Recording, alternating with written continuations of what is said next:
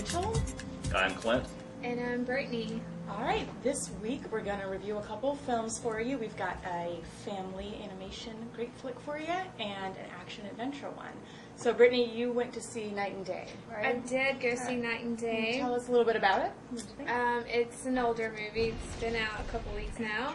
And in the movie, Tom Cruise and Cameron Diaz star in this action comedy in which a chance encounter thrusts a woman in a charming but lethal operative into a series of adventures across the globe. As if dodging assassins and uncovering world-changing secrets weren't enough, she must now figure out if he's a good guy, a traitor, or just plain crazy. What'd you think? And I have to say that the reviews for this movie have not been good. So, going to the movie, I thought it was going to be this horrible movie. Right.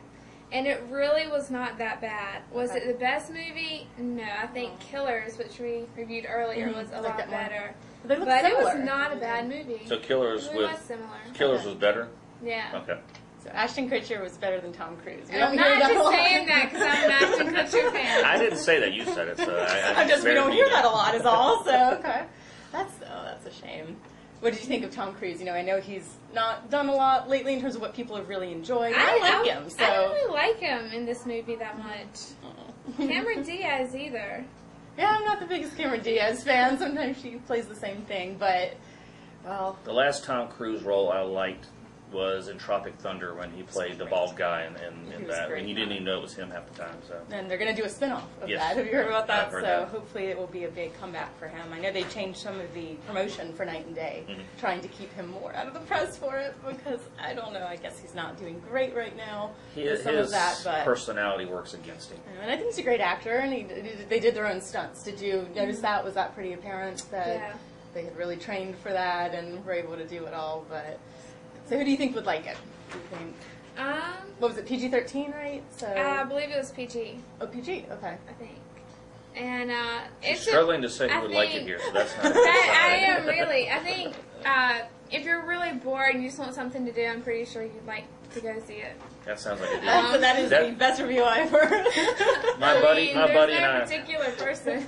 My buddy and I have a rating where we look at a movie and we say matinee, IMAX, go see it, digital, best thing you can see it, or wait for the DVD. Right. Sounds like a DVD. It is. Yeah. That's funny. I do the theater, DVD, HBO cable, so it goes down.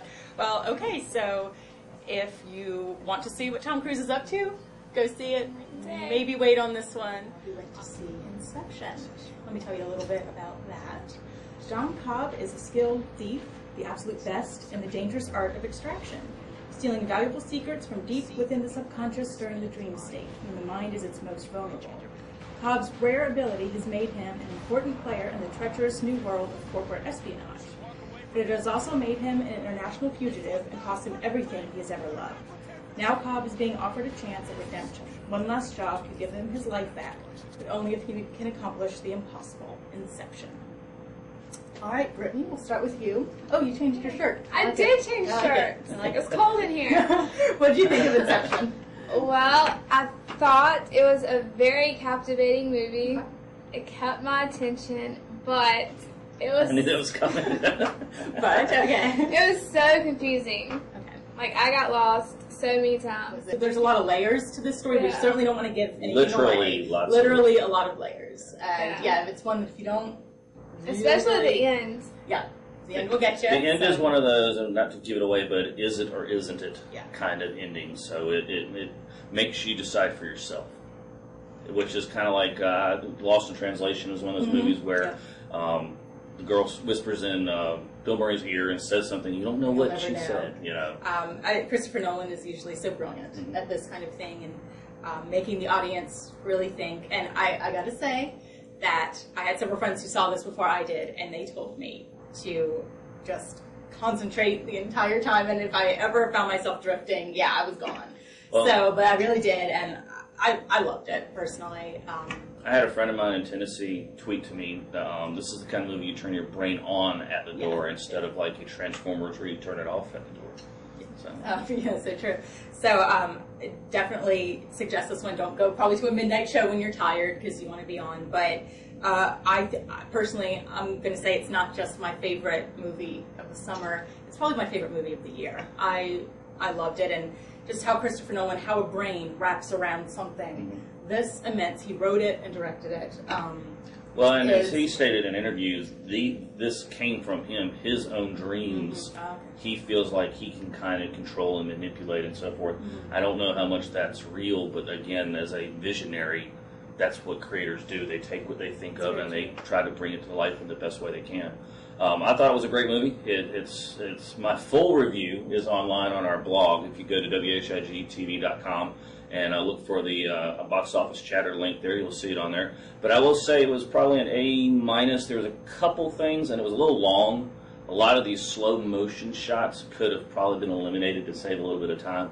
But overall, I thought it was very well done. And again, the ending is one of those that may make you mad a little bit because it's up to you to decide, depending on how you felt about the situation, is it or isn't it? So, the acting, I love DiCaprio once again. I love him. He's great at what he does. I am not a DiCaprio fan. Do you think he's good in this? He was very good in this. He's a good actor, but I'm just not a big fan of DiCaprio. I saw Shutter Island, and it was all right. Okay. But he did a good job in this one, as did Joseph Gordon-Levitt. Oh, brilliant! Who, I love him. If you were a Third Rock from the Sun fan, you will not recognize him. He's grown up. Ellen Page was wonderful. We know her from Juno. Marion Cotillard, the Oscar winner from Living in Rose, was in it. Plays DiCaprio's wife and was great. So I've been suggesting this to everybody. If you want to go to a film that is as beautiful as it is thought-provoking, it's rare when that happens during the summer.